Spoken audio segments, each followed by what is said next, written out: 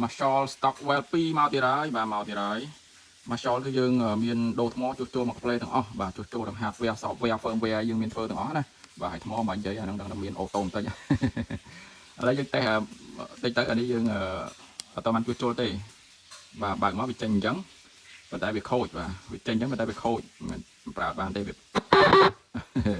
បាទអញ្ចឹងវាមានបញ្ហាអញ្ចឹងណាហ្នឹងហើយអញ្ចឹងបាសនេះភ្ញៀវឃើញភ្ញៀវគាត់ព្យាយាម search បាទ YouTube search អីដើម្បីសង្គ្រោះបឋមហើយប៉ុន្តែវាមិនបាត់ទេអញ្ចឹងអាការៈបែបនេះគឺទាមទារការជួសជុលដែលមានភាពស្មុគស្មាញបាទជាទូទៅគឺយើងដូរតែគ្រឿងគឺមិនបាត់ទេនេះគឺយើងបាន reset មិញ reset ណាប៉ុន្តែបាសនេះគឺភ្ញៀវឃើញភ្ញៀវគាត់ search YouTube search internet អីសាក់អស់ហើយបាទអញ្ចឹងយើង reset ឲ្យបាត់ឈឹងឲ្យមានមកវិញសោះបើហើយចប់ហើយបាទអញ្ចឹងវាមានបញ្ហាទៅលើប្រព័ន្ធគ្រឿងវាហើយជាទូទៅគឺពេលដែលវាមានបញ្ហាគ្រឿងហើយព្រោះនេះគឺយើងដូរតែគ្រឿងគឺមិនដំណើរការទេបាទសឹងថា 90% ហើយដូរគ្រឿងហើយគឺមិនដំណើរការទេ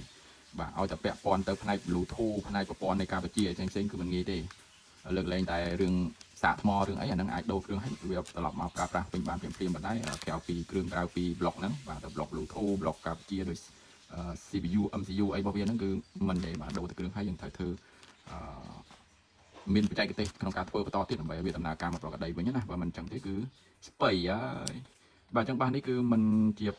បញ្ហាធំទេចាំមើលយើងដោះមើលជាក់ស្ដែងថាតើខាងក្នុងមានឆ្លងមានឆេះមានអីអត់ហើយបើពេលដែលយើងធ្វើហើយយើងមកតេស្តមកតែមើលដល់ទៀតបាទនេះ Marshall Stockwell ងាយមិញដោះមកសាទឹកពេញក្នុងនឹងដល់កោទឹកចូលសាំជោគ Bluetooth អីនេះទឹកនេះដល់កោដល់មក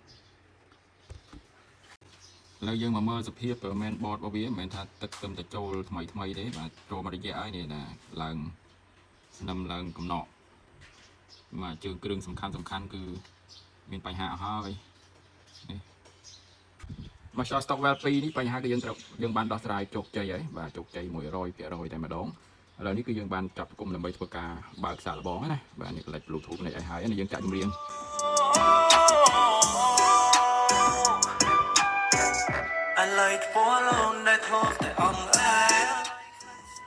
បាទអញ្ចឹងវាមកប្រកបដីវិញអស់ហើយយើងគ្រាន់តែផ្គុំដើម្បីចាក់តេស្តទៅលើ board ដែលយើងបានធ្វើការជួសជុលទេអត់ទាន់ផ្គុំចិត្ត 100% ទេដោយសារអត់ទាន់បានជូតទឹកផងទេនេះតួនៅមានទឹកឡើយអញ្ចឹងយើងនៅដាក់ឲ្យវាស្ងួតសិនហើយយើងចាប់ផ្គុំទៅវិញបាទនេះគូតសាកគូតអីនៅក្រៅឡើយទេនេះគូតសាកយើងដោះចេញមកដើម្បីធ្វើការសម្អាតហ្នឹងហើយដោយសារទឹកវាពេញតែម្ដងពេញហ្នឹងតែម្ដង